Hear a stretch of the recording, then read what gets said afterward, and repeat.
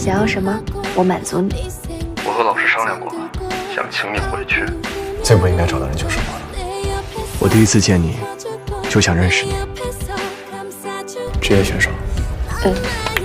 尝尝看，味道不错的年份甜酒。忘了问年份。你出生那年。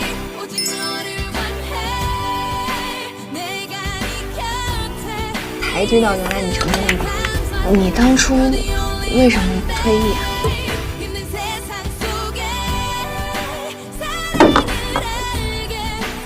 今天我赢了，我想把这场比赛送给你，白亏。往前走吧，你身后有人。谢谢你，让我重新走入赛场。